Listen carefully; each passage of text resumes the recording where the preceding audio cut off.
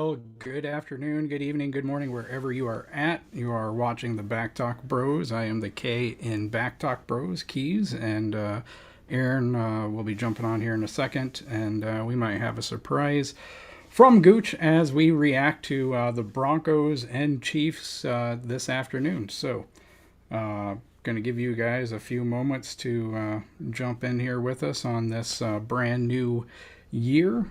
New Year's edition of the BAK Talk Bros Live. And yeah, we have some good things from today's game, some not so good things from today's game, and we'll try to hit everything from a balanced perspective. If you are new to this channel, that's what we try to do. You will get the positive, you will get the negative, you will get the in between, trying to bring everything together. And we definitely had that in this game. So looking forward to what Aaron and Gooch have to say about today's game and what questions or content we might get from the chat today. So all of that said, yeah, I know that at the end of the day, a win is a win, and we won. So there's that. But definitely some concerning things in this game, like always. But these are the games that Chiefs play. So, you know, at the end of the day, there will be a lot of conjecture out there. And it's really going to come down to, we're going to find out what theories, what speculations are true and what aren't once we get to the playoffs, because there are some legitimate explanations that could end up being true once we get to the playoffs, and there are some true critical things that might show themselves to be true once we get to the playoffs. So at the end of the day, in my opinion, it's going to be we'll know then. But listen, I say it all the time. This team plays in the state of Missouri. Missouri is the show me state. So the team, the coaches, the players, they got to show me. I'm not just taking things blindly optimistically. You got to show me. And I'm going to comment on what I've been shown. We'll also comment on what we hope or expect, or try to find the most optimistic light that we can. But it still comes down to what's actually been shown. So, Night Hunter, glad you're with us here. Night Hunter says, we started out nice. Then when it seemed easy, we lost focus. Hey, you talking about this game, or are you talking about the first time we played them? At least in the first game, we were up, what, 27-0? What's that? I know that there are fans out there who like to play games on paper, right?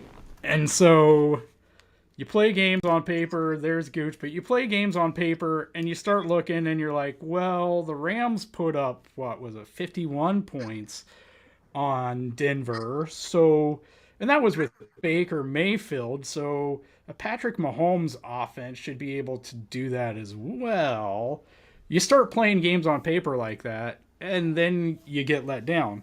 If you expect the Chiefs to be the Chiefs, then the letdown isn't so big. Hey, Gooch. Haven't talked to you in a year, man.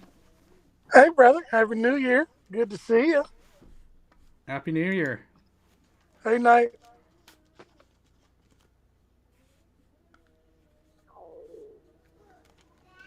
Yeah, Jeremy's with us. You better not, Jeremy. I specifically texted him and asked him so this didn't happen again.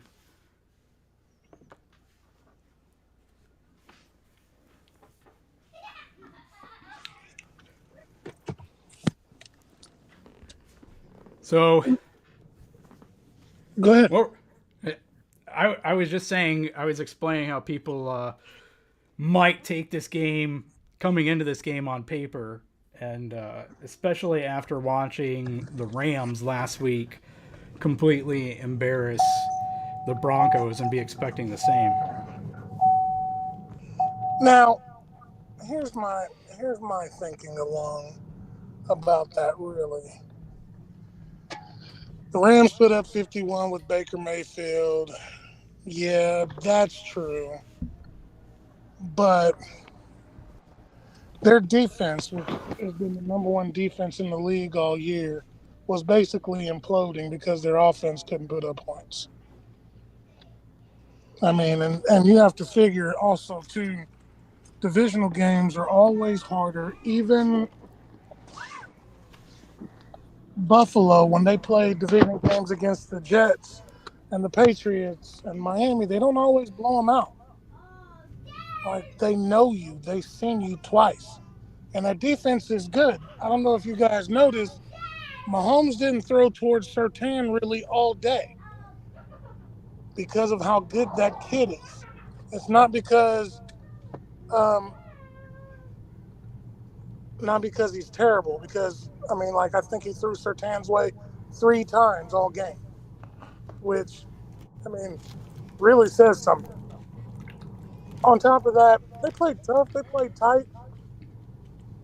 Defense stepped up when it had to, but also, I think there's a stat that a lot of people don't know. Up until this point, when coaches get fired and they bring in an interim coach, whatever, teams are 5-2. It just gives them that, I don't know, boost, spark. They think, like, if the coach is losing his job, they might be on a fire sale next year. You know what I'm saying? Like, it's just something about it. You take away the Josh Williams, was it Josh Williams again? Hands to the face.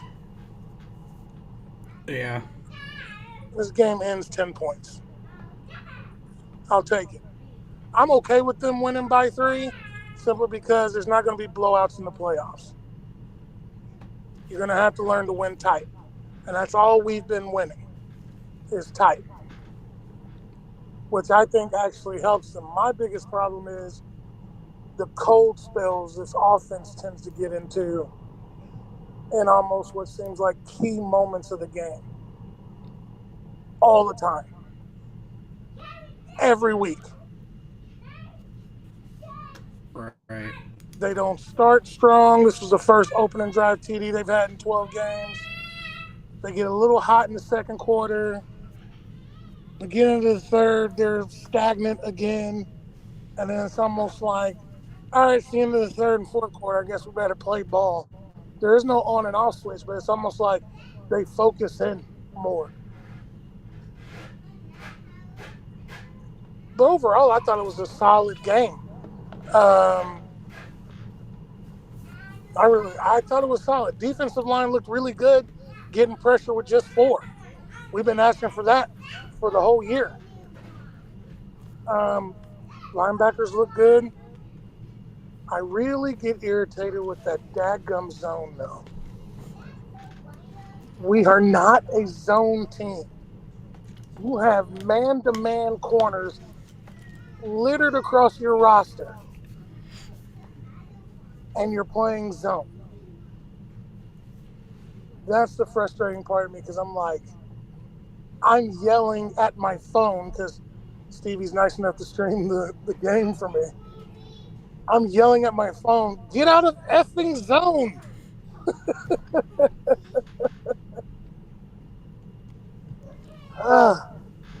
Anyway, I'm done venting. Good game overall. We won 13-3, which is about, what we say, 13-4, what our predictions were for the season anyway. 14-3, 13-4. Right. So, staying true, all we got to do is win one more and hope everybody becomes Bengal fans Monday night. Yeah. That's kind of an interesting discussion on its own, and we can get into that and then go back, because I kind of wonder, is it even worth it to play starters next week? Like, we had Tooney got injured. We had Bolton with an injury scare. We had Snead with an injury scare. We had Mahomes take that dirty hit, multiple dirty hits, but at least that one where he was actually limping after the game, or I mean, after the play. Just multiple plays where we had injuries, and it's kind of like, is it worth it? Is it really worth it to go for the number one seed? Because I mean, I don't know, but I think it's at least worth debating. Is it worth it, or should we just rest everyone, next week anyway, and start use next week more as a practice? My thought on that. Go ahead. No, you go ahead and finish. I asked my question. I think if you could. Oh, I'm sorry. Go ahead. No, go ahead. I was done. Oh, I think if Buffalo loses, it makes sense to go after the number one seed because you get that extra week. If Buffalo beats Cincinnati, there's no point. Rest your starters, rest your people, and get ready for the wild card game. I think it all boils down to the Buffalo Cincinnati game. If it was my decision, which it ain't, but if Buffalo loses, then I think you play them. Maybe even, I think you play them. Who are we playing? Who are we playing? Raiders. Is it the Raiders? Raiders.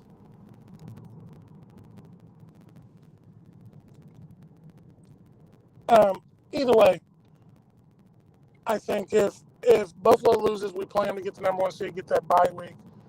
Tooney probably won't play next week, so they give him 2 weeks. We got the one seed to kind of heal up and be ready for the playoffs. If Buffalo wins, that's it. There's nothing to play for because if Buffalo beats Cincinnati, Cincinnati can't do better than the 3 seed. And we'll automatically be locked in as the 2.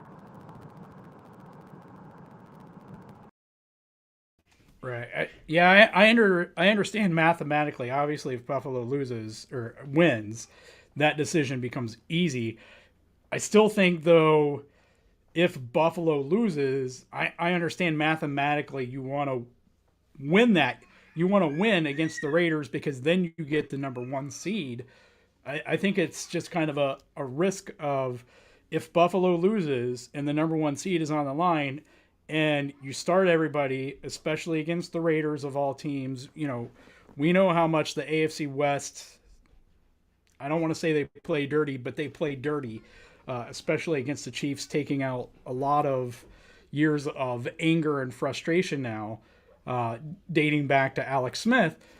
And so, it's kind of like, okay, if you play that game and the number one seed is on the line and Mahomes gets injured, or any number of guys get injured, or even they don't, and you end up losing that game and you don't get the number one seed anyway, then you have a chance to give players a week of rest regardless, right?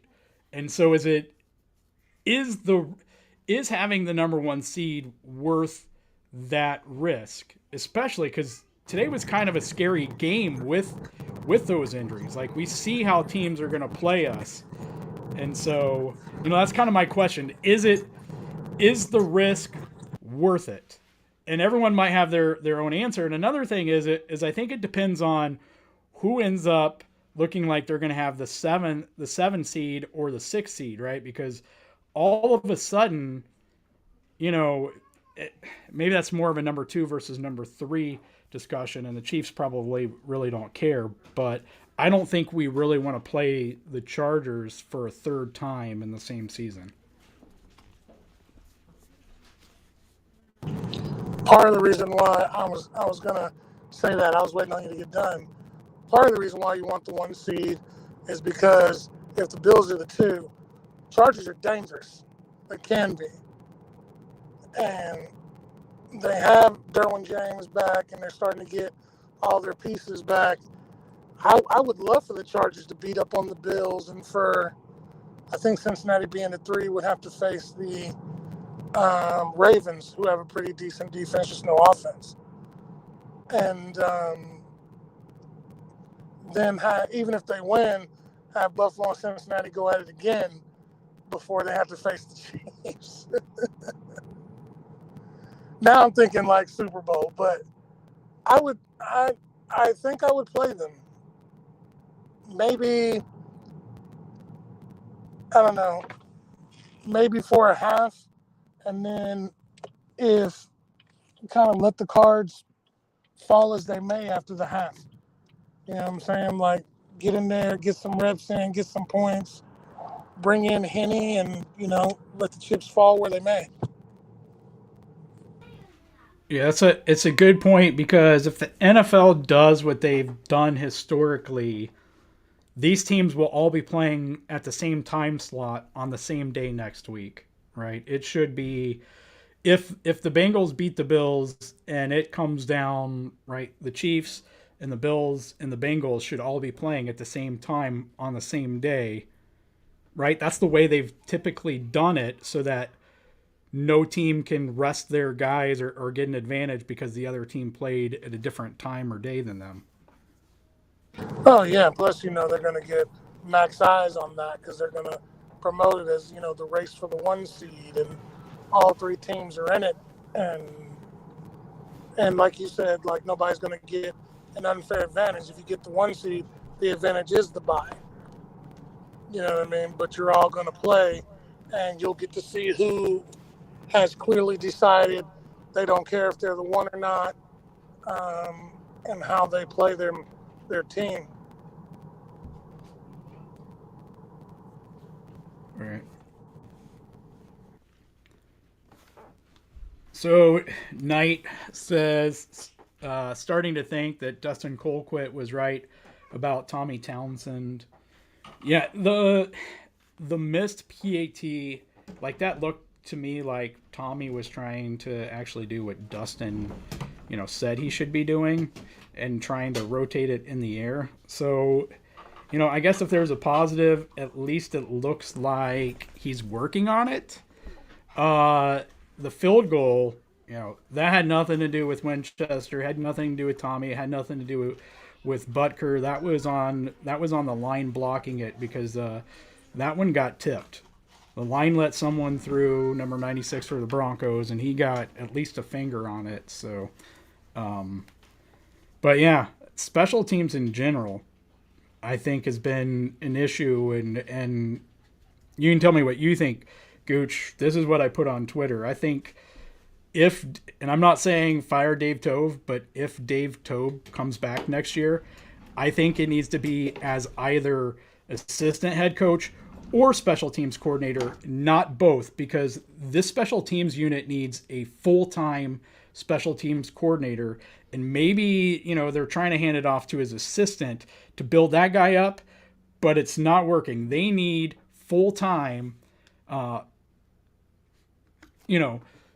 attention. And so, and I know that Tobe, Tobe's a well-rounded guy. We talked about it, I think, last week or the week before.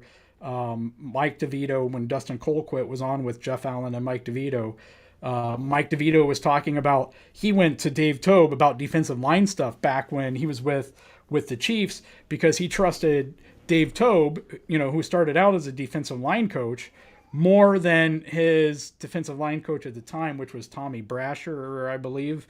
And so, it's not that Dave Tobe doesn't know all sides of the game.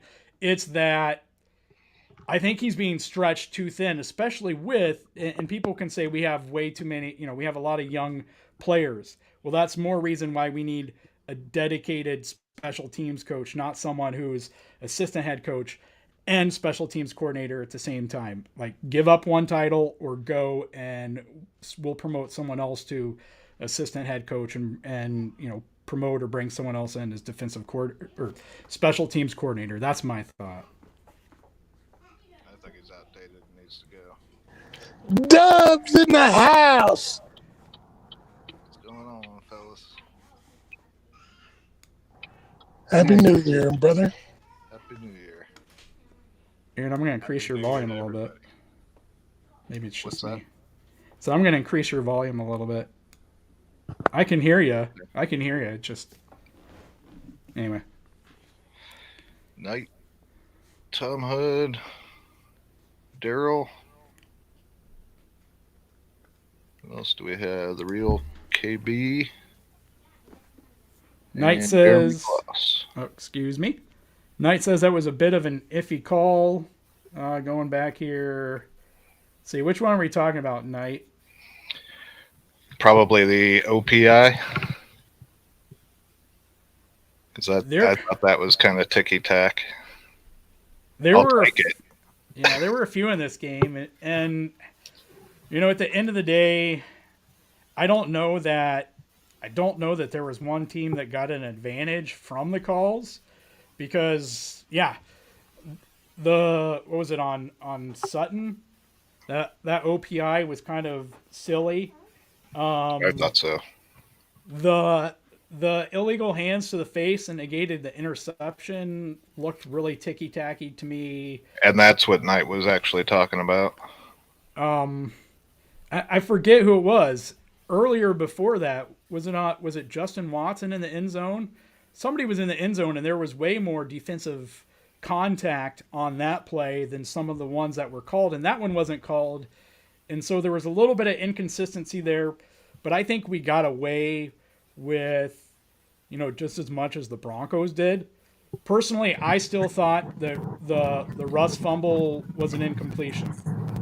So No, I actually watched that. I thought it was a fumble from jump because his arm was moving forward, but McDuffie hit it right before he started to move it forward, and I was like, if they rule that an incompletion, I'm gonna be pissed. But here's the thing on that though, Gooch. Go back and watch that play. If it was a fumble, then Russ somehow, with his fingers, managed to throw a spiral after the ball was already out of his hand, because that ball came out sideways and it was a spiral. You don't get that from a normal ball coming out before the hand is moving forward type of thing. Hey, winking, Robert. But it was a spiral out of his arms, so that's why to me it was an incompletion, because I don't know how, with the laws of physics, that ball comes out and it's a spiral and it's a fumble at the same time. Wink is saying the ball went backwards anyway. Now that part could absolutely be true. I didn't even look at that. I was more looking at the ball was a spiral is what I was looking at. So, but yeah, that definitely could be true, because it definitely looked like at the very least it was sideways. So I'd have to go back and look at that. Might be 100% on that one.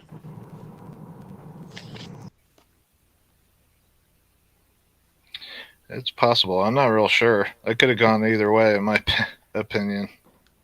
I would not have been super upset if it was just an incomplete pass. How he was getting the ball out a few times was beyond me. How Chris Jones didn't just take him to the ground both times is beyond me. Now, there's a legitimate argument that because he was trying to avoid the roughing the passer. That's and they exactly should have been what calling I thought. plays dead, and they weren't calling plays dead. They were giving them way too much time, right? We've seen a lot of plays where it was immediately in the grasp, right? So Yeah. Not today. They were giving, in my opinion, now that's a gripe we could have. They were giving Russ way too much time. And I know, I think it was Matt Derrick was talking about on the Locked On afterward. It's almost like they were trying to get the Chiefs defenders to do something so they could throw an RTP penalty.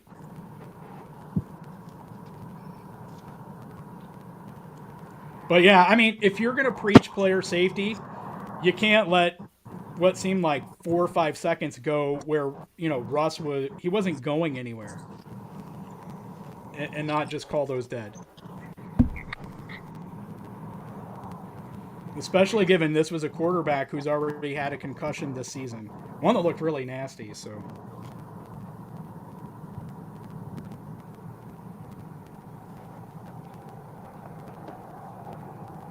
Russell I'm did.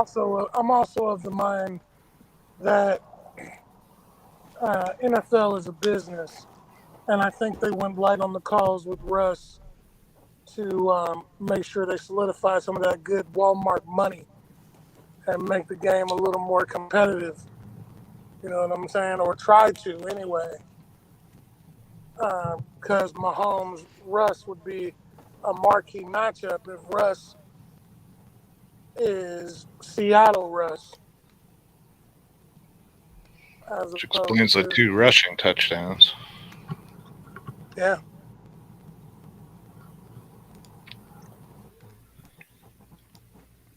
Well, I mean, Knight brings this up, and I think it goes into that discussion, right? Broncos fans were complaining about Chris Jones slamming Russ to the ground on that sack. I didn't see that, but again, I think these things all go together. How are you going to complain about that, which did not look anything even close to half of the hits we've seen Mahomes take with no flag? Right. But at the same time, you're completely okay with your quarterback being surrounded by players for 3-4 seconds, and those players letting up, right? That's what it was, letting up, because they thought the play was called dead or was going to be called dead and didn't want to get that roughing the passer. So, I think if you don't like that, you definitely have to call those plays dead early. You can't have it both ways as a Broncos fan, in my opinion. I'm with you on that. Well, Jones did slam him, kind of. But the reason he did it was because he was all over Russ's back. Like, the play should have been blown dead. Russell wasn't going nowhere. Chris Jones is 6'8", 320, 330 pounds. Where was he going? And you wasn't going to blow the play dead. I'm with Jones. I would have just looked. If you're not going to blow it, I'm going to make sure you blow it. You know what I'm saying? And he's going to be down. I don't know. It seemed a little maybe light. I understand letting them play, but maybe it was a little too lenient on both sides. Well, and he was just tossing it up. The OPI was definitely ticky-tack. Like, I looked at it, I watched that play, and I was like, man, that was a hell of a catch. And then they threw the flag, and I was like, for what? It looked like Cook was still, like, he didn't impede Cook at all. Cook and them was just beat. And it was a hell of a catch.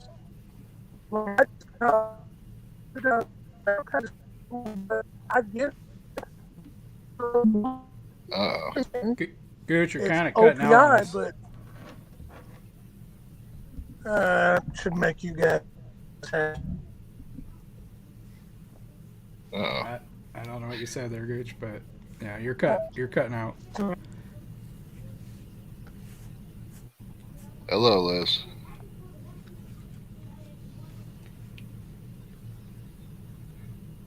All right. So, speaking of one that he tossed up that he shouldn't have and got away from our guys, Snead grabbed it out of the air and ended up getting hit pretty good. Do we know what's going on with him? Have you seen anything?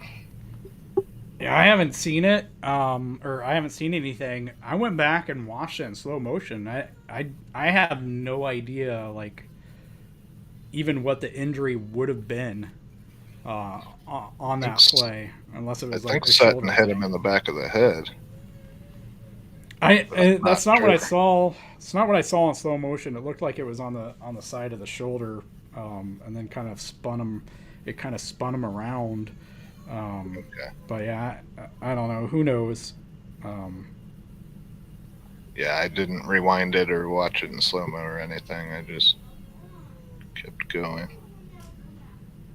Yeah, I wanted to. I was trying to figure out what happened there, so. But, yeah, I didn't see anything. 1,000% on this one, Knight. McKinnon is a touchdown beast. What was it? All the way back to 19. Did they say 1949? 1946? I forget what it was now. The last time, 1947. First running back with a receiving touchdown in 5 straight games since 1947 when Bill Dudley of the Detroit Lions did it. So, Saying hip injury for Snead. okay. Maybe when he fell? I guess. Did they knock legs, maybe? But yeah, he was a hip and then ankle for Tooney. Who else got hurt? Somebody else got hurt. He did land on his hip, so that's probably why. Sky Moore hurt his hand. Liz saw him grabbing it and knew it was his hand right away. Yeah. So that was just a contusion, I guess. Yeah, this is one of the reasons I at least asked the question, do we even bother, regardless of the outcome of the Bills and Bengals, do we even bother playing our starters next week, or do we take a for sure week off and guarantee, at least in a game, that we're not getting guys more banged up? Because I think the worst case scenario is Bengals win, and then next week we play the Raiders, and we not only lose, but then we get some injuries, so that we're going right into a playoff game against, you know, a team like the Chargers, and we're down somebody that we really need for that game. Yeah, I get the holding out for injuries, especially after what happened today. And you know Oakland's going to be coming after our guys too. Right. Yeah, Kelsey got hit real good too on his leg, and he was limping around. Yeah, they were trying to hurt us, and the Raiders will.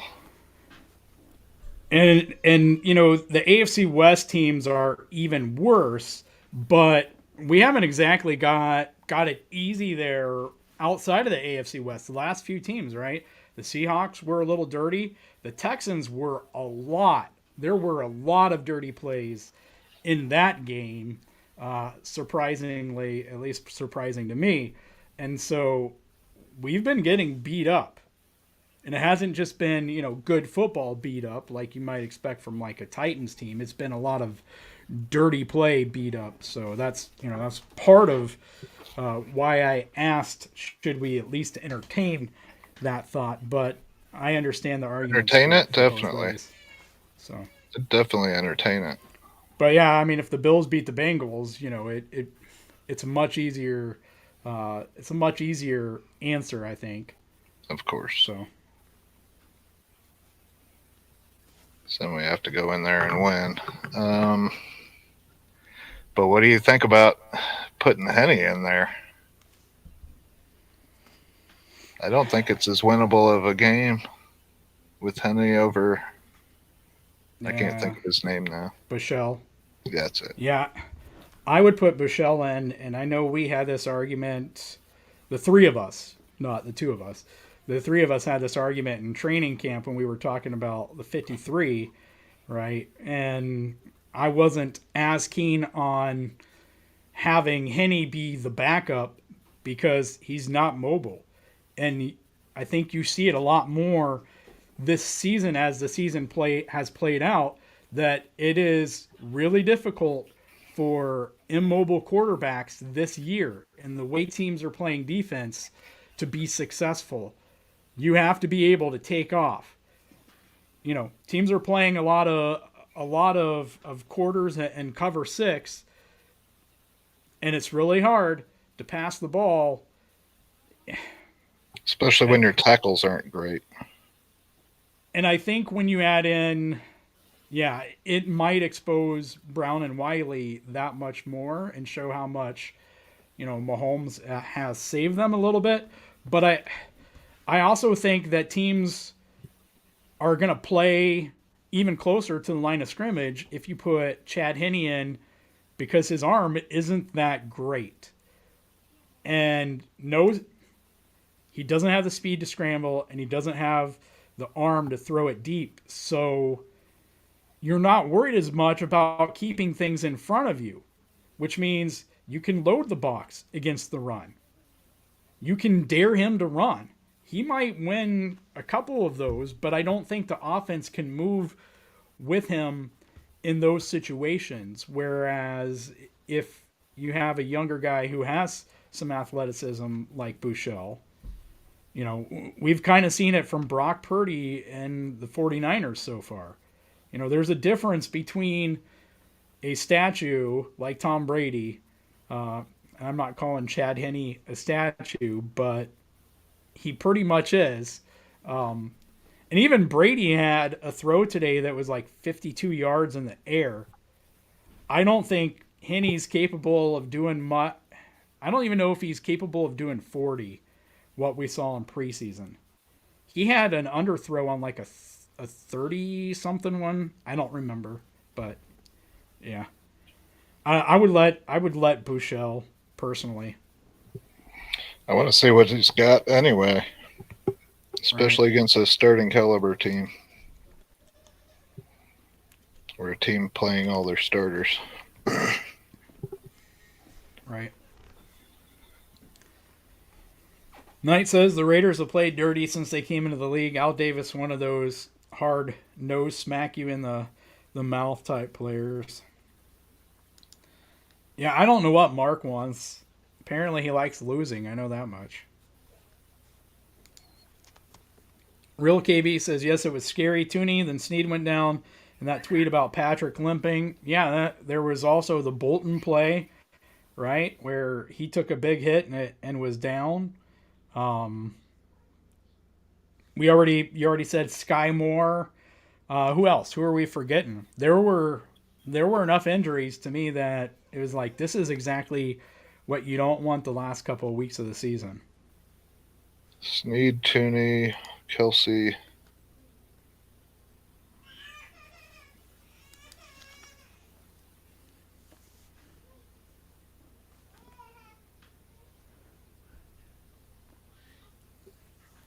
That's all I'm remembering. Kelsey came back in, but he was still moving slow, getting up. Yeah. But yeah, he's going to have a hell of a bruise, I'd imagine, at the least. Sky Yeah. Moore's hand, which didn't sound serious. It was just a contusion, so he should be fine. Of course, he's got to be able to catch the ball, All right. which they were getting him involved early. I don't know why they haven't been. And then Tony was getting involved. That was pretty good to see. Yeah, he had that really nice catch too. Even though that was it that play was the one that came after the fumble on the return, which kind of segues into Tom's comments here. Tom, welcome in. Tom Hood says Chiefs remind me of the Packers last year. Had Rodgers as the MVP, but won a lot of close games against bad teams and were out in the second round. Packers also had horrible special teams, just like the Chiefs. Yeah, Mason Crosby missed a lot of field goals last year.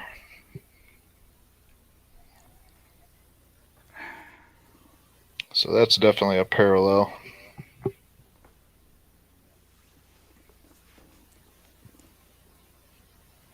I hope the second round part doesn't happen, but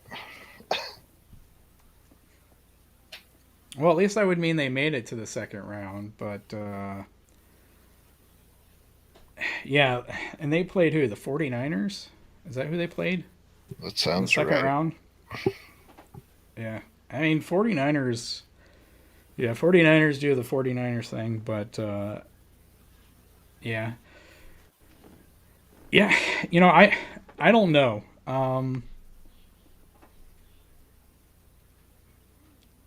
Yeah, I'm speechless right now. I could probably say something, but I will say this though, you know, I think there are areas on special teams that definitely need to get cleaned up.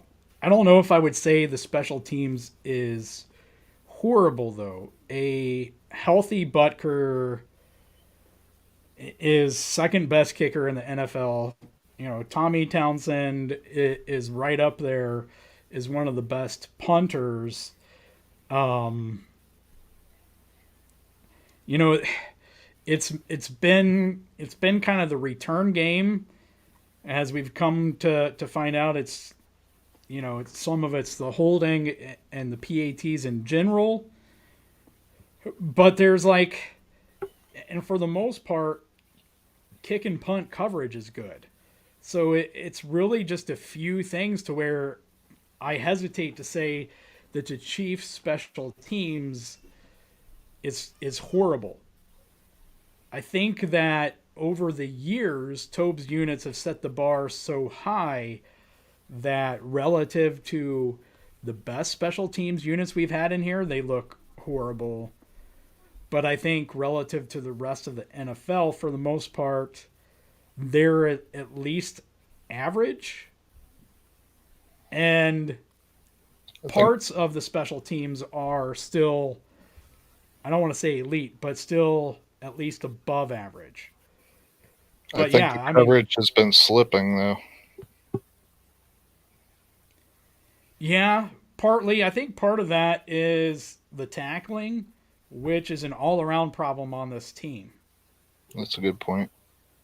And this will kind of go into us actually talking about the game, and the season in general. But one of the excuses that's constantly made is, coaches responsibility is just putting players in the right position, and whatever happens after that, it's 100% on the players, which I disagree with, because one, if tackling is a whole team issue, it's a coaching issue, in my opinion. Like, you can't just blame it on one or two if it's the whole defense, if it's the whole coverage unit, if it's everybody who has to make a tackle who's having an issue with tackling, it's not just a player issue to me. It's a coaching issue, one. But two, a coach is still responsible for putting players who can't tackle in the right position, right? Put players who can tackle in the right position. Like, you're still responsible if you're putting people who can't tackle in the position to tackle. Tom says special teams will lose you games in the playoffs, guaranteed. Yeah, I mean, a lot of things will, right? Throwing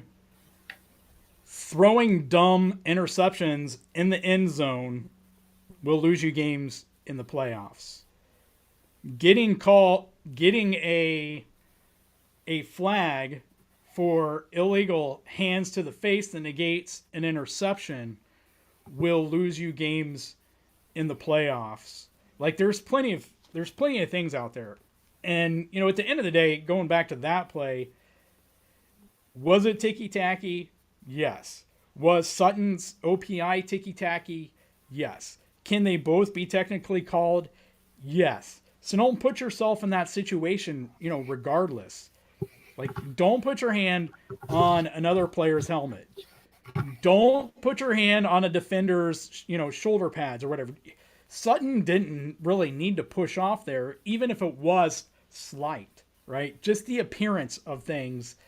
And if you do it, technically you can get called for it, even if it is ticky-tacky. So, but there's a lot of things, right? The margin of error in the NFL becomes so much smaller in the playoffs, which is one reason why some of us get so uptight when we watch games like this in the regular season, because the games are kind of the best practice, and you don't want to be practicing doing stupid stuff like this because it will come back to bite you in a playoff game.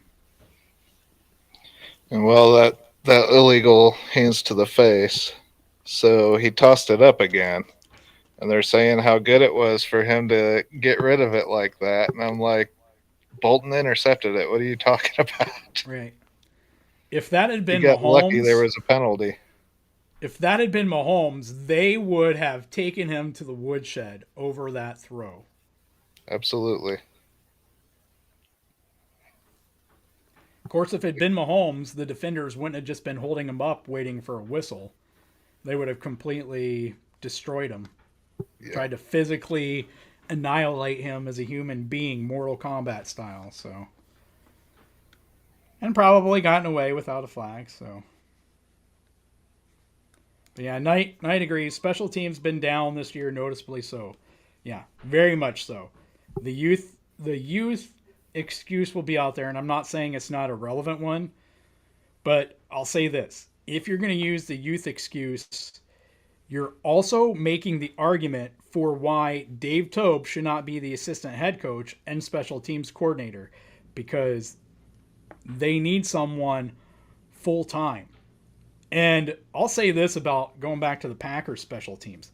The Packers special teams unit was so bad that even when they hired the Raiders interim coach last year, who I still think they should have brought back this year to be their head coach, who's supposed to be a great special teams coordinator, they haven't even really improved that much this year. So take that for what you will, but that kind of shows you exactly how many issues they had with, I would say, their special teams personnel all around.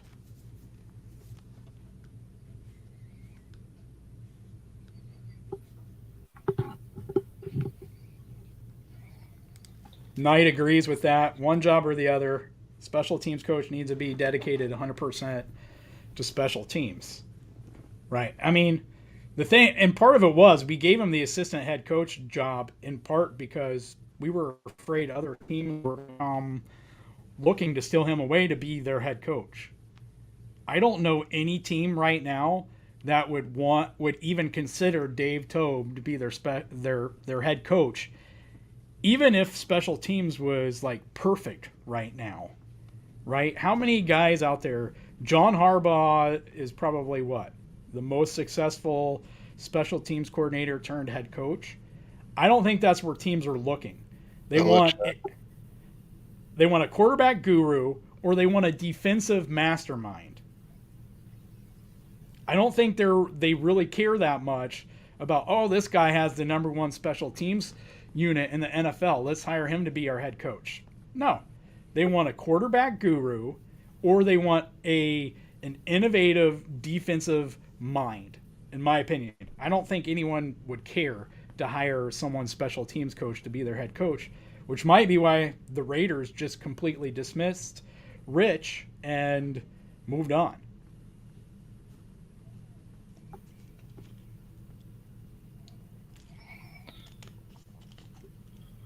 Shoot, I need to get going. I'll stay on till 6. Hey, Robert. Yeah, maybe we can get Gooch back on.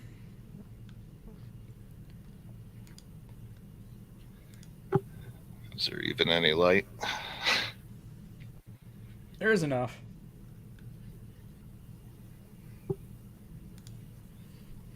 Robert said Gooch is never wrong.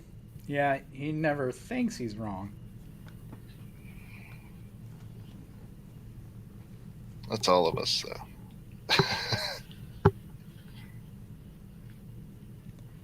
Yeah, the 49ers.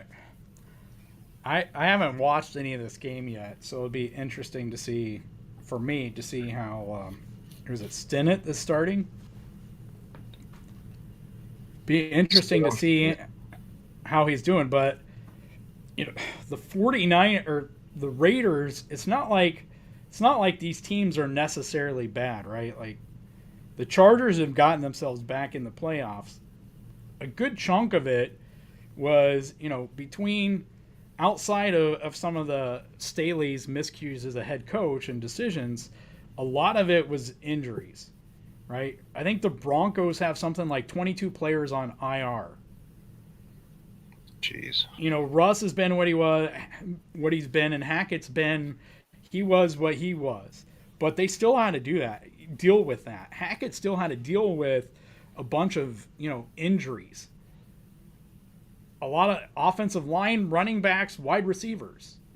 Like all the wide receivers. So yeah, was it Hamler, Patrick?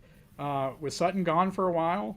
I mean, now Dolchis is gone. They're tight end. Like they're And what's his name is still banged up too. He played today, but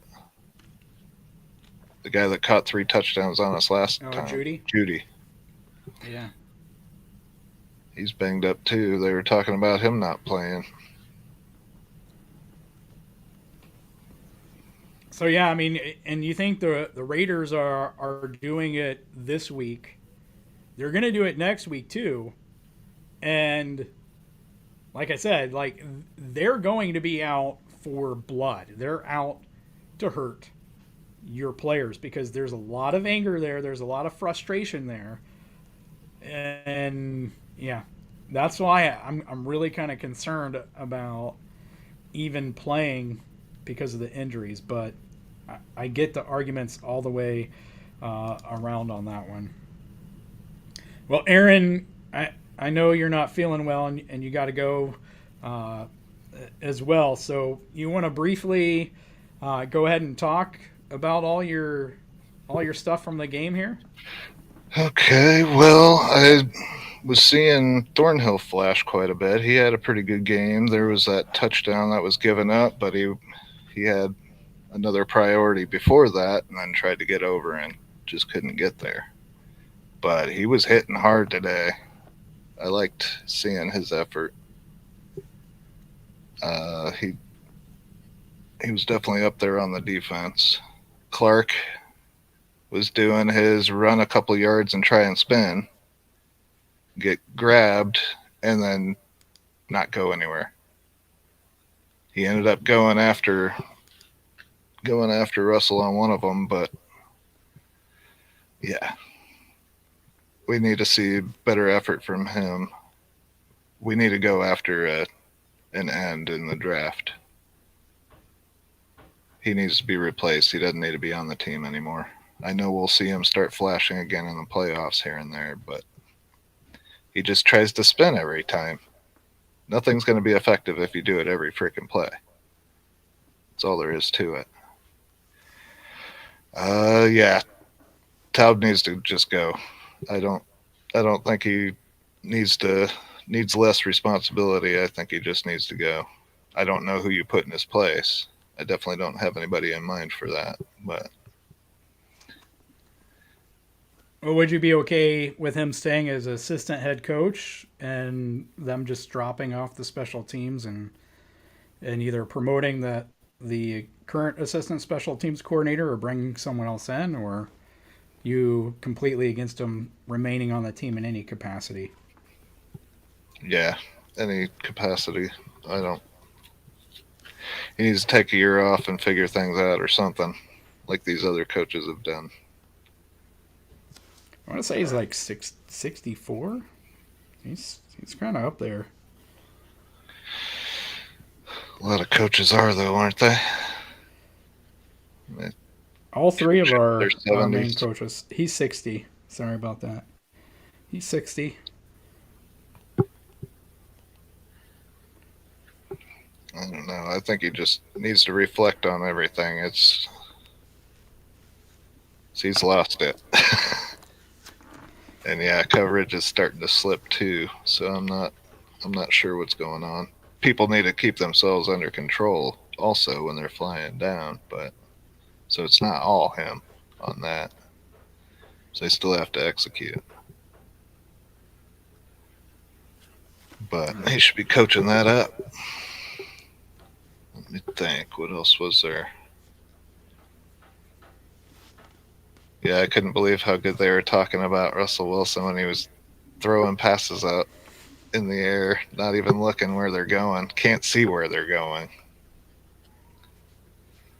Oh, I can't believe he got that off. That was great on his part. What? It was an interception. That happened at least twice. Right. Yeah, I really don't want to see our guys get hurt, but I don't know about Henny being in there. Henny needs to be the holder now, though. He's done it before. He can do it. Obviously, Tommy needs to get out of that. Him and Butker are getting in their own heads too much. Yeah. I would say as well. That's all I can think of. At least we pulled it out. We're getting. Oh, yeah. We're still 13-3. So at least there's that. I feel like I'm just being spoiled, nitpicking everything.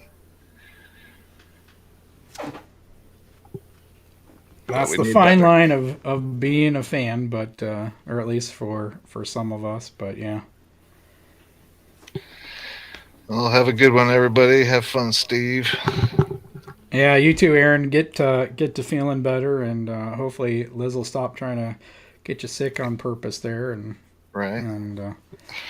And I tried to tell you got to cancel that life insurance, and then she'll stop. So we'll talk about that. Have a good one. All right, you too, man. We'll talk to you later. So let's see here. Liz said, isn't Buechele hurt? If he is, I'm not aware of it, Liz. He just hasn't been.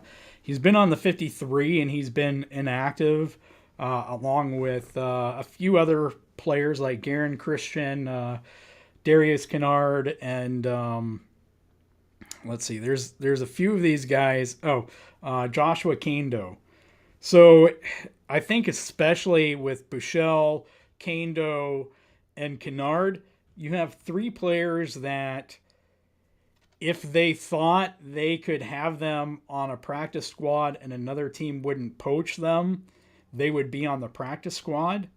But I think they're good enough that some team would take them, and that's why they're on our 53-man roster, and they're inactive each game. They've been inactive every game this season, and there's a few other ones, at least another two or three, I want to say, who have been fairly regularly inactive, and it's not because of injuries, it's because of that. They're basically using practice squad rules to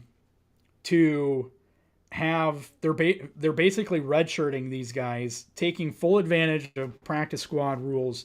You can only have 45 players active on a game day from the 53 active on a game day roster anyway. So you're always going to have, if you have a full 53-man roster, you're always going to have 8 players who are inactive. And it seems like they're not necessarily worried about that back end of the roster that much to where, that's the reason they're on there. We've even typically seen them. You're allowed to elevate 2 players a game from the practice squad a maximum of 3 times in a season before you either have to sign them to the 53 or put them through, I believe, the waivers process. And they've taken advantage of that, as often as possible whenever they have an injury pop up or whatever. And so I think that's all it is with Buechele. I haven't seen anything about an injury with him. It's just Buechele, Kennard, Joshua Kando. They've just kind of redshirted these guys, and they're kind of in that in-between space where they're not good enough, or at least judged good enough or needed for a game, yet good enough that they can't keep them on the practice squad without another team trying to poach them and signing them to their active rosters. Knight says, but with the new format, only the 1 seed gets the bye. Yeah, I understand that, Knight. That's kind of one of the reasons where it's like, if Cincy wins I mean, you're not guaranteed to beat the Raiders next week. The Raiders are at home. I don't know who the ref is, but the refs get picked, scheduled like weeks in advance. But at least a good number of these refs favor home teams to begin with. And we've already seen how this plays out way too much this season. I understand the Arrowhead crowd has made that stadium so far in its existence like Arrowhead West, but they're still the home team. They're still going to be a team out for blood. We've already had the injuries, in this game that they kind of give me pause. So it's kind of one of the reasons why you ask, to me, you at least have to debate it a little bit. Are you better off resting guys next week? Because then you're guaranteed next week becomes your bye for those players, right? The worst case scenario, again, as I said, is you play the starters next week, players get injured, and you lose the game. So now you're not getting the first round bye anyway, and you have injured players. I think that's the worst case scenario, at least to me. But I'm willing to listen to people's arguments. So, come on, Stevie. He's also old. Not sure who we're talking about there. Are you talking about Chad Henne? If you're talking about why, yes, that's why Chad Henne is slow, because he's old. Yes, that's very much true. Mark likes tears. That's why he has Carr. I don't really think Carr is that bad of a quarterback. And I know this season he gets Devontae Adams and a new head coach and doesn't look better.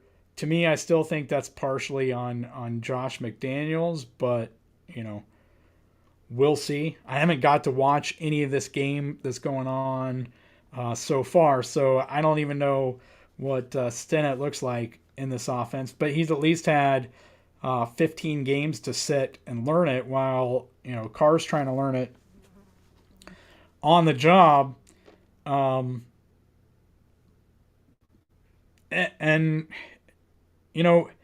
I know Gooch has talked a lot about all the offensive coordinators that Alex Smith has had.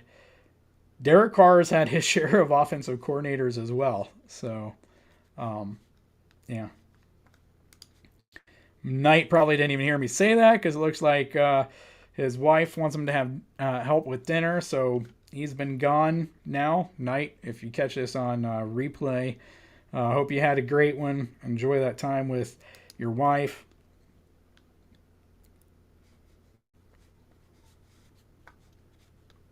Scott's in the house. Scott, good to see you. Hopefully we get Gooch back in here. Tom says there's a lot of issues right now the Chiefs need to clean up, but time is running out to clean it up. So it's kind of the interesting argument, right? I try to be a both and person. So like there's one side where we can point out all of the issues that we see and all the things that need to be fixed. And, we usually do that here, and we do it a lot.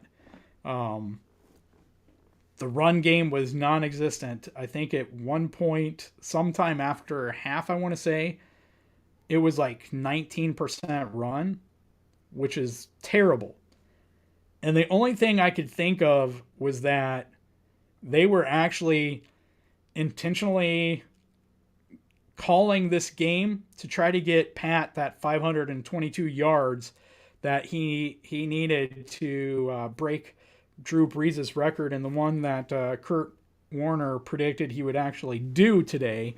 To me, that's the only way I could explain this play calling.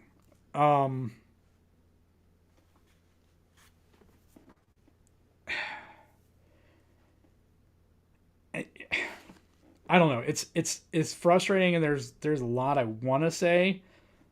I think it was Matt Derrick was talking about, the Mahomes accuracy dropped after the play that he got up and started limping. Mahomes wasn't really scrambling when he had open field after that play.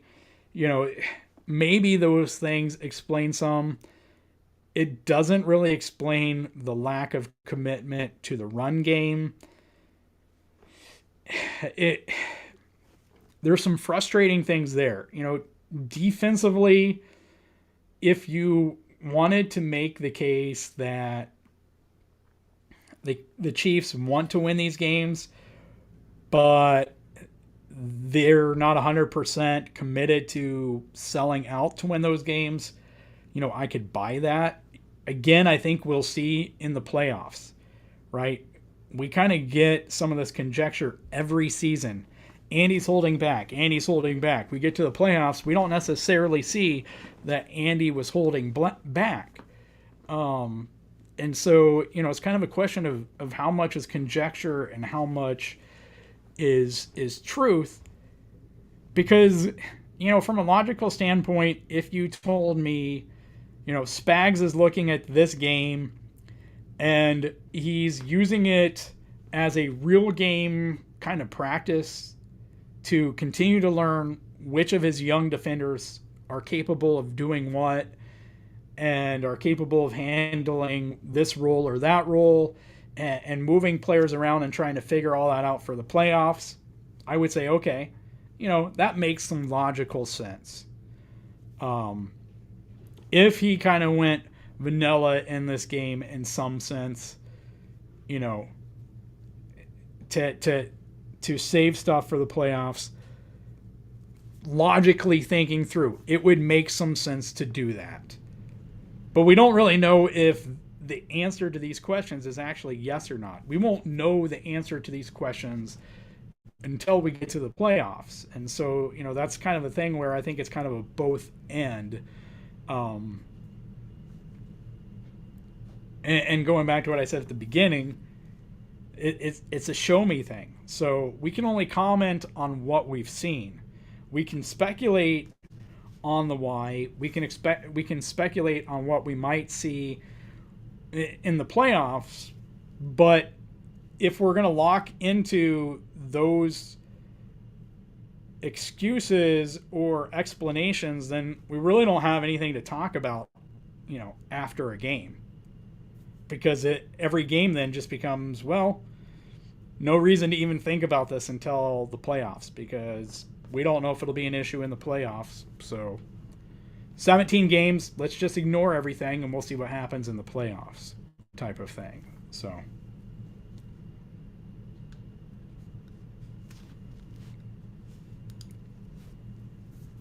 Scott says 0 sacks given up, but less than 3 yards per rush. How did our O-line really do? Off the top of my head, I remember at least a couple plays where Trey was getting beat. As for everyone else, I didn't really notice much of anything. So I can't answer that until or unless I went back and rewatched the game or watched the all 22 specifically. But yeah, I mean, we also weren't really committed to running the ball.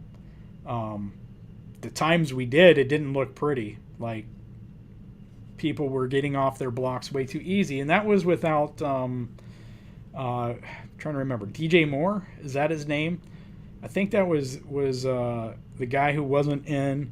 Baron Browning was out for this game.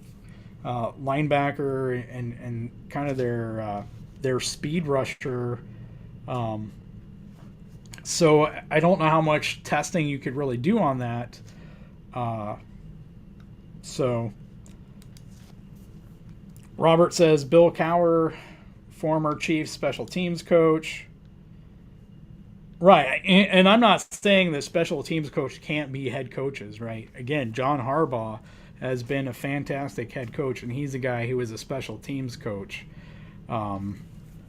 And it's just more of a, in today's NFL, is that what teams are looking for? And to me, they're looking for a quarterback guru or a defensive mind. Not really a special teams guy. Although To me, you should be looking for the best leader of men, you know, because that's what your head coach should be. He should be the person who's the best leader of men, and that includes his coaches. The best, who's good at strategy, game management, organized, has practices structured properly, all of those types of things. That's what you want your head coach for. But I understand you also don't want to have to be replacing offensive coordinators every year or every other year, but that's just kind of how it goes. But to me, who's the best leader of your players, and then go from there. So I'm not saying special teams coordinators can't be great coaches, head coaches. I just don't think that's what owners or the GM, whoever's making that hiring decision, what they're looking for. They want someone to develop their quarterback, or they want someone who can scheme up ways to stop Patrick Mahomes, Josh Allen, Joe Burrow, Justin Herbert, Jalen Hurts, whoever. In my opinion, that's what they're looking at. So, Robert says, in his opinion, Stidham will need to prove himself now. Yeah, he's definitely getting the shot too. So, yeah, we'll see how much is Carr and how much is Josh McDaniels. I just hope whatever the issue is, the Raiders keep raidering on this one. I'm fine if the Broncos keep doing the same as well. I'm always interested in how long John Elway is going to keep a front office job with the Broncos, because to me that's the one common denominator there. But you bring in a Broncos legend, and it becomes much harder to get rid of that legend, even if they can't necessarily do the job at a high level. So, Burnett Music Foundation, Happy New Year, everyone. Yeah, if we haven't said it yet, I think we did, but Happy New Year. It's great to have you guys all with us, and we're looking forward to a great 2023. And hopefully the Chiefs can end the season on the right note, but we'll see. Holly's here. Sorry I'm late, but took a much-needed 3.5-mile hike for my mental health. Absolutely nothing wrong with that, Holly. I took the kids and I went on not a 3.5-mile hike, but family and I went on about 1.25 miles walk after the game. So completely understand that, and the weather's warm enough for it now. I'll take advantage of it because we all suffered through that Arctic blast. So gotta enjoy it. Enjoy the nice days when you can. So.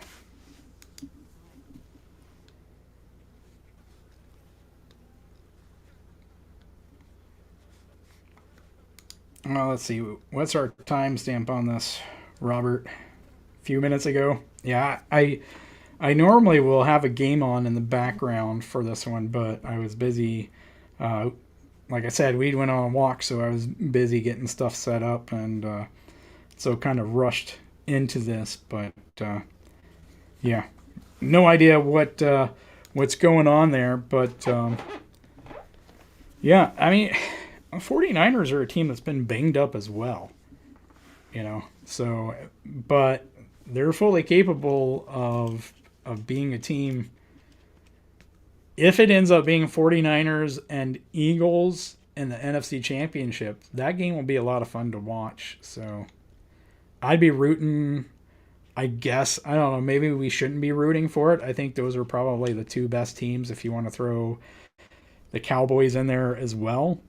I think those are the three strongest teams. Probably a Viking fan out there yelling that that the Vikings should be included in there. So if you want to throw those in there as your four teams, fine. But yeah, we haven't really talked about how the Patriots have kind of snuck back into the playoff race, and that could be an interesting matchup as well, especially Matt Patricia and the guys in charge of that offense It hasn't looked pretty, but they run the ball. And that's an issue with our defense. So kind of concerned about that. But at the same time, last week we elevated Danny Shelton up. And I thought Williams and Shelton did a decent enough job to where we would see Shelton again in this game. I mean, the guy is like 340 pounds, and I mean, he covers his body alone covers a couple gaps. So, I really thought this is a good way to help plug things up. But, Colin Saunders was healthy in this game. And shout out to Colin, by the way, who had that sack on Russell Wilson. The offensive lineman was at the center, chose to block Nick Bolton instead, and that might have been a mistake. I love Saunders' athleticism. In fact, after that sack, I had to pull up the video of him doing a backflip for my wife because she hadn't seen it yet. Robert says Raiders prevent defense, but Niners chunks the field goal in overtime. So, Niners won. I mean, they're going to play hard, so Chiefs are going to have to make a decision about what they do. And again, Bills and Bengals game will kind of decide some of that, or might help make the decision easier, I should say. Holly says, worst part about this for me is the injuries. Last thing we need is to be beat up this late in the season. Right, Holly. That's, again, that's one of the things I at least threw out the possibility of just setting the starters next week anyway. Like, to me, you're seeing the injuries. You see a team that it plays you dirty, and it's a guarantee. I understand, matchup-wise, you want home field advantage as much as you can. And you want to play the weakest seed possible. So I get that part. I still think you at least kind of ask it anyway. Okay. Robert says they're in overtime. Raiders won the toss. Okay, so maybe I read that wrong, or you were just saying, okay. So the Niners made the field goal, and the game went to overtime. Raiders won the toss in overtime. Okay. Yeah, I could probably try to flip the game on, but then I'd probably get distracted. I don't know if I can get Gooch to join us again here or not.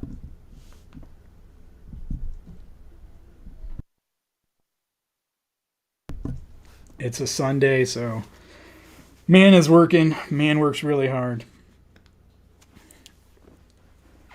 So, kind of going back to, I guess, the game, right? And only going to call what I saw. Not, I guess if need be, I'll throw in caveats. But, for me, I think the most frustrating thing about this is, and regardless of whatever the Rams did last week against the Broncos in their 14 games playing someone other than the Chiefs have scored 12.75 points per game. That's what they've averaged on 14 games against the Chiefs. If you want to round it up to 13, fine. Okay, 13 points a game against a team that's not the Kansas City Chiefs on average. Against the Chiefs against the Chiefs in their 2 games this season, they've scored a combined 52 points, which is 26 points per game, which is double their average. Like, it's so frustrating. And I understand if someone wants to say, well, Spags was experimenting, he was testing out the limitations of players, whatever. If that's true, then fine. But if it's not, and we don't know that it is, Spags hasn't came out and said this is what we're doing or this is what we did. So we don't know that's what they did. And if it's not what they did, it's ugly and it's frustrating. Because you're making a Broncos team look twice as good as basically any other team has in their games against us. You're making Russ look like a good decision. That trade and that contract look like a good decision in the games they played against us. And to me, that's the frustrating part of this. Like, the game plan is out there, how to stop Russ. We do something different. We don't care. Like, at what point do you see him take off where you don't at least start to spy him? Like, you can't just constantly leave the middle of the field open. Like, you have to adjust at some point. You're not going to see the Broncos in the playoffs. I don't think you're going to see an offense that's relatively close to the Broncos in the playoffs to where you would have to be cautious about flipping showing your cards to how you would play a team like the Broncos in case you meet a team like the Broncos in the playoffs. So really, unless you're really experimenting to find out the limitations of this player and that player, it doesn't make a lot of sense. And I know someone's going to say, but the turnovers. Yeah, we did that in the last game, right? The excuses was we had too many turnovers and we were playing in Mile High, so there was the high altitude factor. Okay, all right, relevant excuses. This time we're at home, so we have a loud crowd that should be affecting the opposing offense. We're not playing a Mile High, and there were some turnovers, but there was one lost fumble and one interception for both teams. Okay, so if you're going to make the argument for our defense, then you have to make the same argument for the Broncos defense, who, by the way, is like tied for number 7 in scoring defense this season. They have a great passing defense. We talked about this last time. The rush defense was where they were suffering. We didn't do it today, and the few times we did, they were doing a pretty good job of stopping it. So, like, you can't trash the offense in this one, and then, to me, you can't, because this was a great defense, pass defense to begin with. And then try to use the offense as the excuse for the defense's performance. Like, this is still a team that scores 12.75 points a game when they're not, on average, when they're not facing the Chiefs.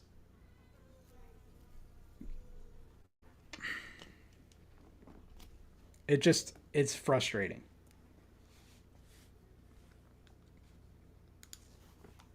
Holly says, yeah, we made Russell Wilson look his best. Yeah, he has looked, I forget who it was who tweeted it. Somebody tweeted it out earlier today. If Russell Wilson got to play the Chiefs defense, or if the Broncos got to play the Chiefs defense every game this season, Nathaniel Hackett would still have his job. I forget who it was. Somebody tweeted it out. If the Broncos got to play the Chiefs defense every game this season, Nathaniel Hackett would still have his job. It's kind of hard to argue against that. I know the narrative for Russ would have went a lot differently this season. And in these games, it's certainly been the complete opposite of the narrative. We don't know the process. And you can take that optimistically. You can take it pessimistically, right? It's up to your interpretation. We don't know the process. The process could be exactly what has been said, and this is what they're doing. We only know the product. We only know the results. And so we can comment fairly reliably on the results, but with the context that we don't have the full context. So really, basically anything we say is conjecture. Robert says, yeah, the Raiders will be out to hurt us next week. Holly says, not sure how to feel about that. The Raiders have nothing to lose, so I worry as well they'll just play dirty and try to hurt us even more than usual. Yeah, I mean, that's kind of my mindset. To me, and again, I get both sides of the argument, but to me, this is where it's kind of like I take some pause and think maybe we should consider this a little bit more. But yeah, I mean, you know, and Holly brought up the 17-game season earlier, right?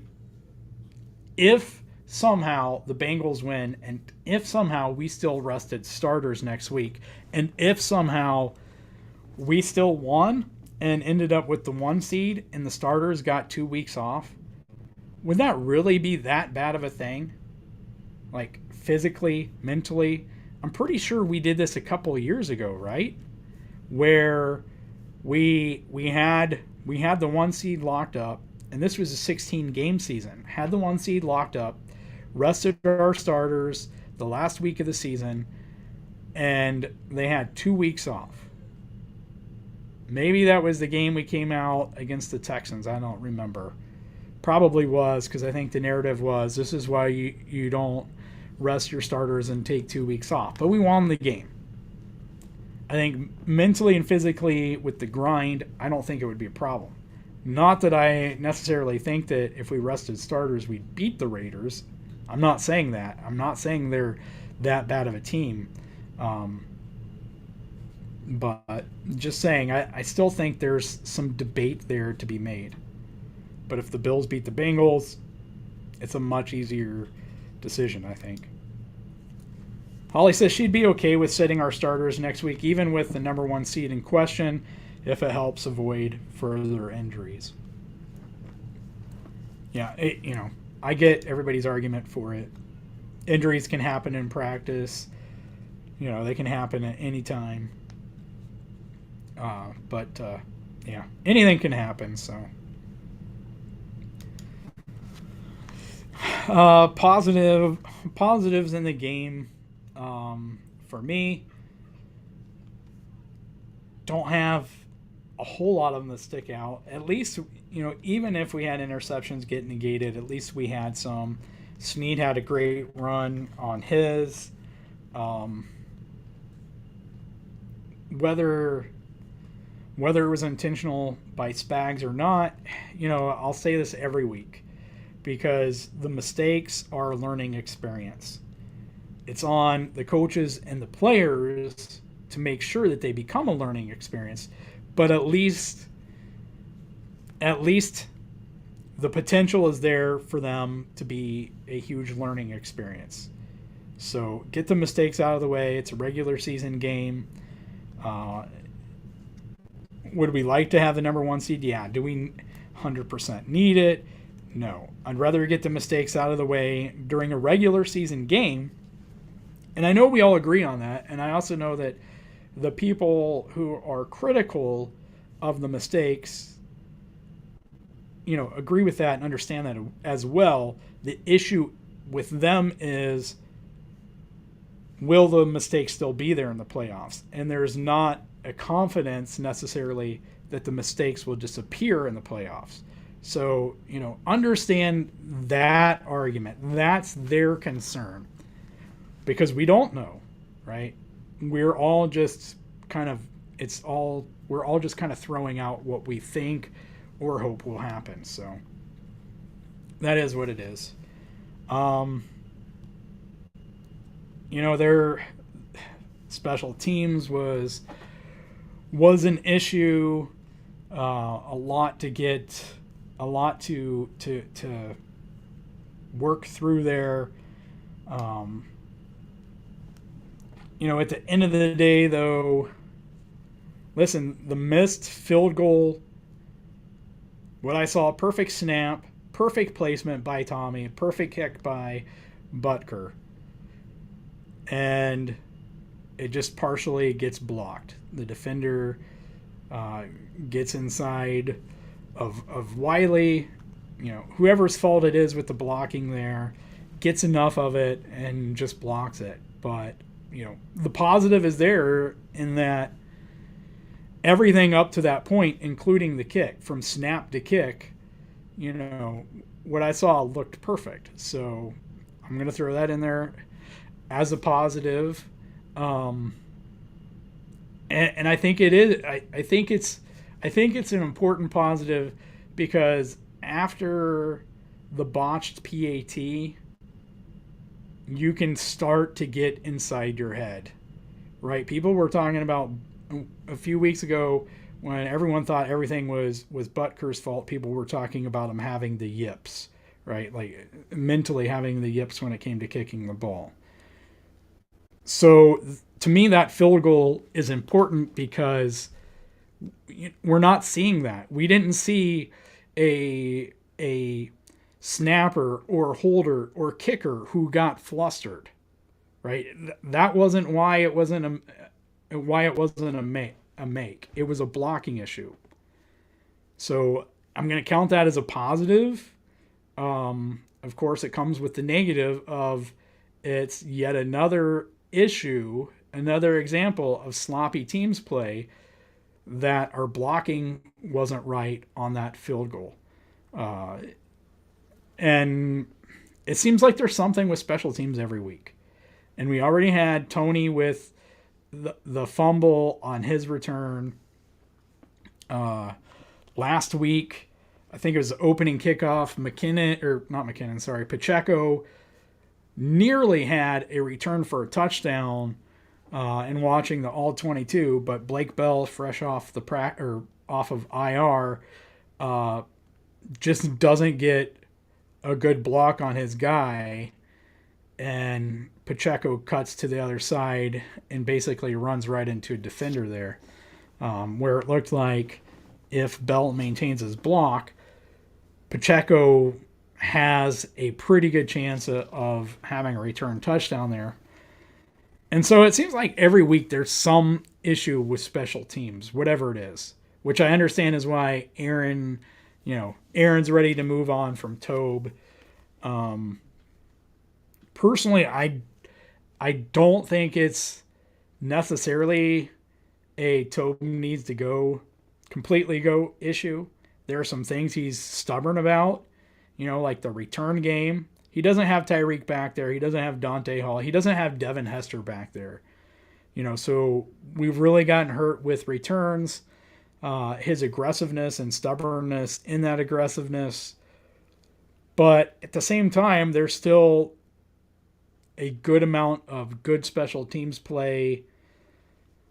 And I do think, as far as being an assistant head coach, he's probably pretty good at that, which to me is why I said I think it needs to be one or the other, right? We need a full-time special teams coach, especially with all the young guys we have on special teams. So it should be one or the other, assistant head coach or special teams coordinator. I'm not going to fight anyone. I won't fight Aaron or anyone if they say, completely replace Tobe, who becomes assistant head coach, I might ask. But again, from what players have said, like Mike DeVito and others, like Tobe is knowledgeable on all sides of the ball. So to me, I'd be fine with keeping him as the assistant head coach. But you guys can let me know what you think and your arguments for or against it. So Holly says, yeah, this is the first time I've questioned the special teams blocking. Why something every week?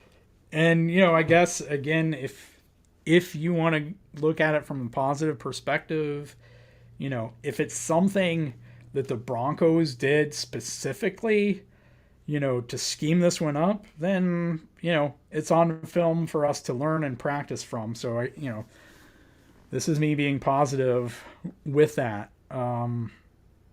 At the same time, though, usually when you see things schemed up like that, it's because something has shown up on tape, right? The opposing special teams coordinator has noticed something on tape. We had this issue, what, 2 years ago, 3 years ago, against the Titans when they were blocking our kicks and nearly blocking kicks. And that's kind of the point where I get frustrated with Tobe. Like, at the end of the day, you have to realize this team has a target on its back. You have to, in my opinion, you have to be really good at self-scouting. You have to understand where your weak links are. You have to be able to identify weak spots before or anticipate that the opposing team will identify, this or that weak spot. So, again, that's my opinion. But yeah, it's certainly been frustrating because it does seem like it's something every week. And that's where I think you have to have a dedicated special teams coordinator. Maybe it is Tobe's structure.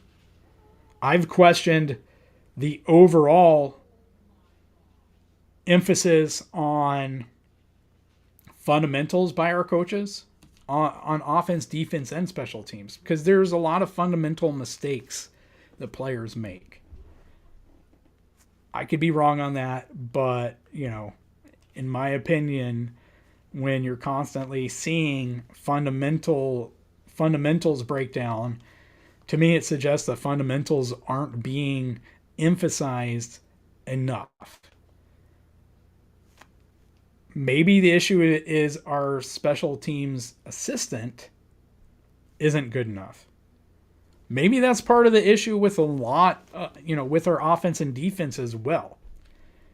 We keep trying to push coaches up the ladder, making a guy who was a receiver coach a running back coach. Putting someone who wasn't. I'll just leave it at that. You guys get what I'm saying there, and I don't want to go on a long rant here, and I don't want this to continue to go on and on, because right now, Aaron's gone, Gooch hasn't joined us back, so it's just a long monologue here.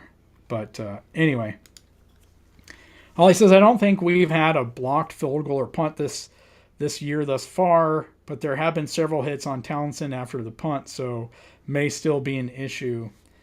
Yeah, and I think that's been an issue in the NFL. Like, it doesn't seem like you get rid of the 5-yard penalty, and it doesn't really seem like refs are doing, there's no way to really protect the punters. But yeah, Tommy's taken hits, and they haven't been kicking hits. They've been, for the most part, they've been after the fact, where he's like standing after the kick and he gets shoved down to the ground, which to me is completely unnecessary.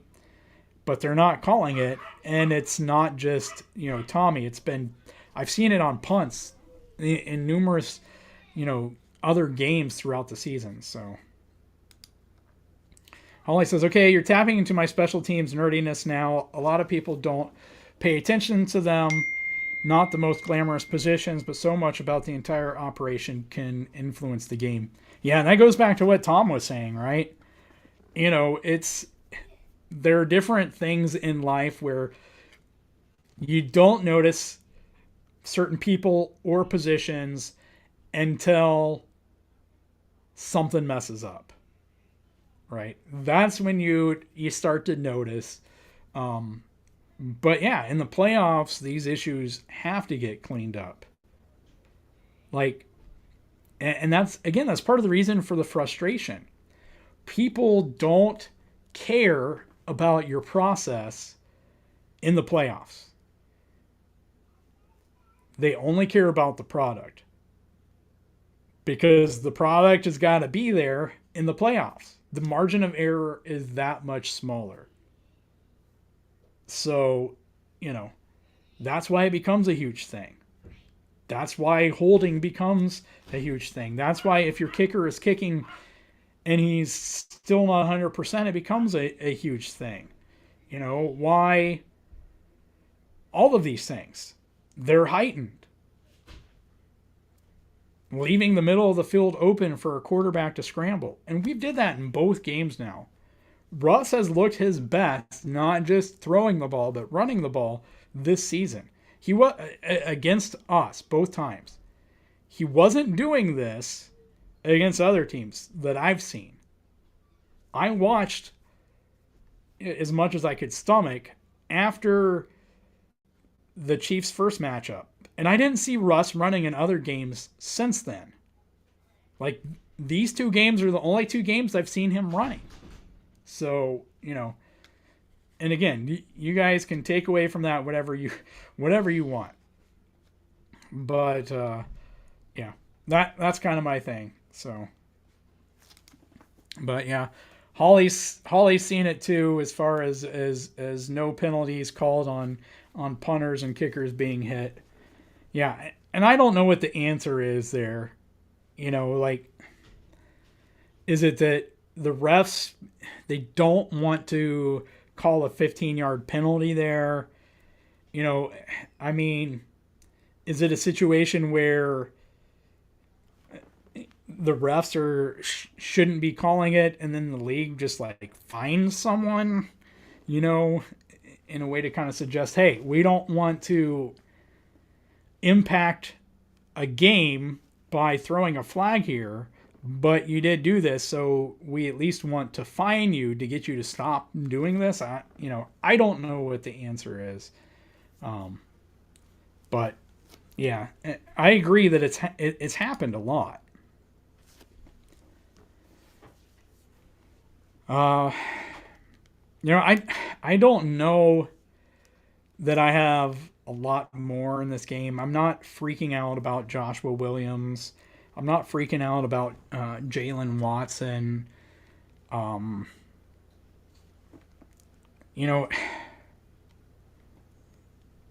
a little concerned about safety play. I'm a little concerned about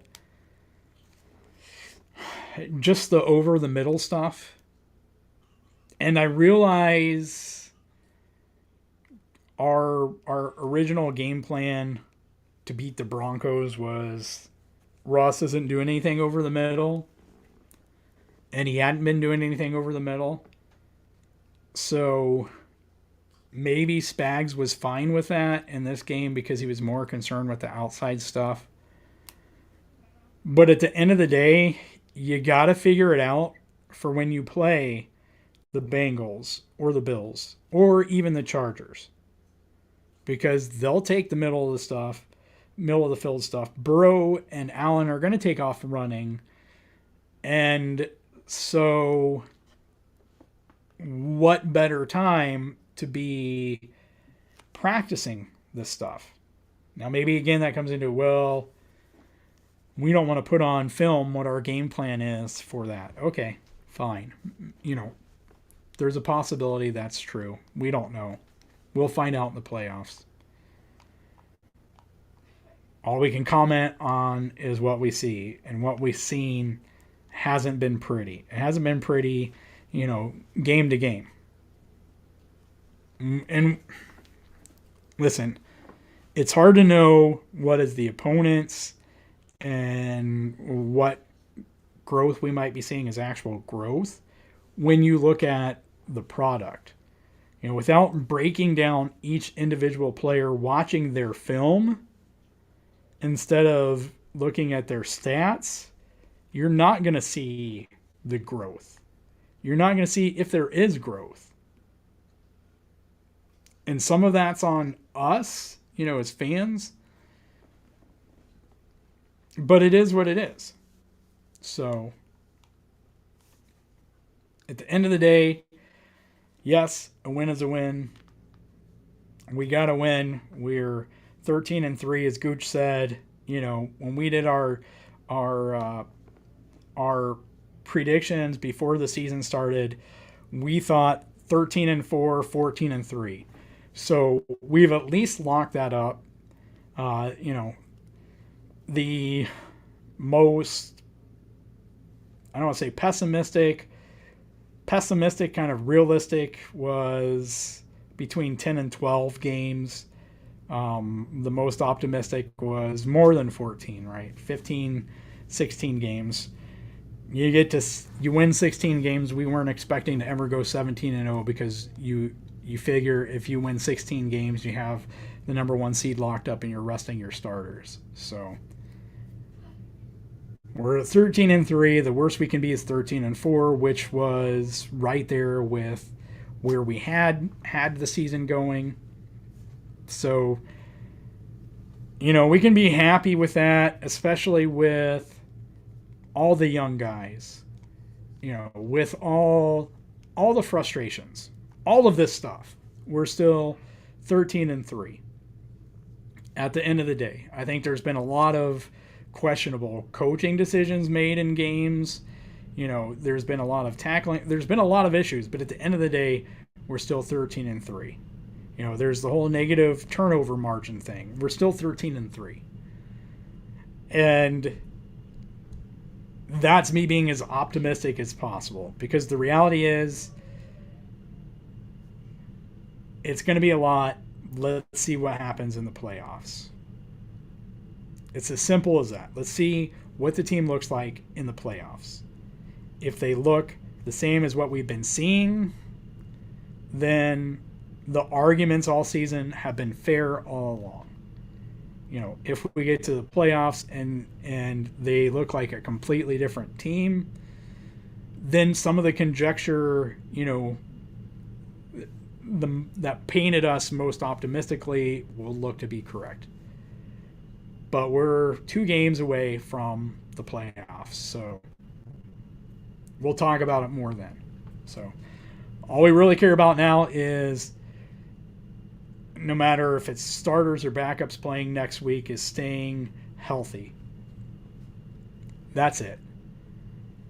If they want to put guys in roles to see, give them some exposure to those roles to see what they're capable of, fine. But, at least on the surface, it's a frustrating game for obvious reasons. If anyone watched the Rams dismantle the Broncos and thought the Chiefs can do that or better, they haven't been watching this team, because we don't do that. It's just a matter of, are we capable of it and we don't? Are we doing something else or what? So, and really, we don't know. We'll find out, and we'll leave it at that.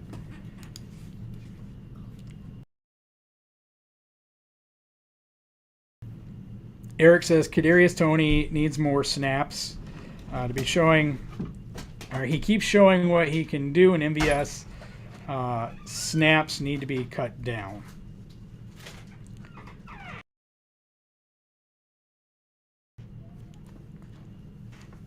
I don't know how much of Toney is wanting to limit him for health reasons, how much is possibly not wanting to put film out there, and how much of it is, he's grasping parts of the playbook but hasn't grasped the playbook fully.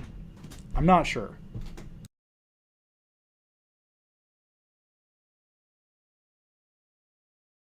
And so, we'll see. I know this. Well, I don't know this. I'll say this. I would hope that we do see an increase in volume for Toney, Sky Moore, and hopefully McColl is healthy, to play in the playoffs. I think that if the Chiefs have been holding back, then it's going to be a heck of a surprise for defenses if we get an offense that is centered around heavy doses of Juju, Travis, Toney, Moore, and Hardman. The speed has been missing with McColl out, with Kadarius being injured and being eased back in. there's a lot of conjecture about why Sky Moore isn't getting more snaps. Will he get more snaps in the playoffs? Again, we'll see. We'll find out. But yeah.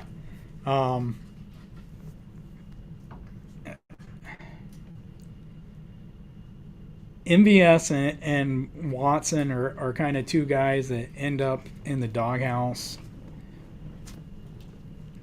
We'll see what happens. We'll see if MVS is back next year or not.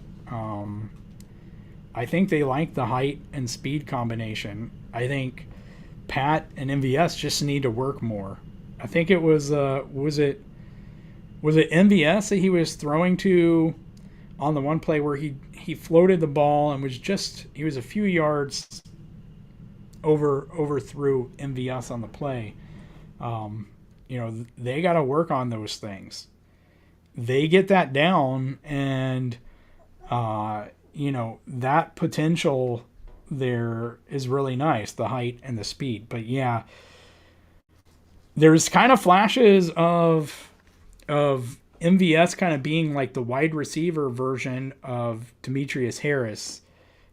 For those of you guys who know who I'm talking about, Demetrius Harris, former Chiefs tight end, would make all the splashy catches, but if it came to a routine thing, it wasn't happening. And to me, I kind of wonder when players are like that, if they might possibly have undiagnosed ADHD, and who knows. But anyway, Holly says she was predicting 12-5 or 11-6, so it's been a good year. Right, and a lot of the so-called experts out there had us winning 10 games, I think, something like that. Vegas's line was like 10.5, right? So they were expecting us to win 10 games, and we've already won at least 3 more than that. So, or 2.5 over that Vegas 10.5, and that's without Tyreek, and all the different issues we've had. But yeah, you hope if it's a matter of focus or not being able to get up for some of these opponents, you hope that when you get to the playoffs that goes away. And listen, I would buy that argument, right? Games can be emotionally taxing and mentally taxing, in addition to physically taxing. Energy-wise, they can be taxing. So if you're going out there trying to conserve, resources for the playoffs, I would buy that argument. It makes logical sense. You don't want to get to the playoffs and be emotionally and mentally exhausted. And so, if that's your argument, fine. Someone could argue, well, isn't that exactly what's happening by ending up in so many close games? And I would buy that as well. So, maybe it goes both ways. I don't know. All I know is right now, we're talking about these things because, one, it helps us. Venting helps. 2, we can't control what happens on the field. We can control what we talk about, though. At the end of the day, we're all fans of the team. We all love watching them play. Some of us are better, myself not included, at just enjoying watching Patrick Mahomes and Travis play every down they play, every game they play, because you get to watch greatness and you don't want to take it, for granted. And so there's that. Guys, unless you have any more questions, guys and gals, I think that's about it for me. I can feel my voice going here, and got some kids in the other room getting a little antsy. So, yeah, you want to throw something else out, we can talk about it real quick. Otherwise, we've been on for a bit, almost 2 hours now. So we'll call it a night, and we'll see you guys next week unless you got something to throw in there. And Holly, we appreciate you too. Holly is our moderator of this channel. Holly moderates lots of channels in addition to her day job, which is not moderating. So there's that. So yes, we appreciate Aaron and Gooch. Very hardworking guys, very busy guys. We appreciate their time. And even though Aaron hasn't been feeling well, he still made it on. Even though Gooch is working and out of state and an hour ahead of us, still on. So these guys, and I know that soon things will be in a place where they'll be able to commit more to the channel, where we'll all be able to commit more to the channel than just live streams. And so we'll look forward to that day. And we thank you guys for staying with us and sticking with us and being patient with that. Hey, William, good to see you. Even though you caught us here at the end, I don't know if you guys can hear my voice, but it's going. And I promise you, I didn't scream that much at the game. There wasn't a whole lot to scream at. I might have screamed every time Russ took off running, however. But other than that, I promise you, I didn't scream that much in this game compared to other games. Yeah. So that's all we got here for today. I want to thank you guys. And usually Aaron's here to say this, but we'll be back. You got your team, and we got a kingdom. Ready for war, we score and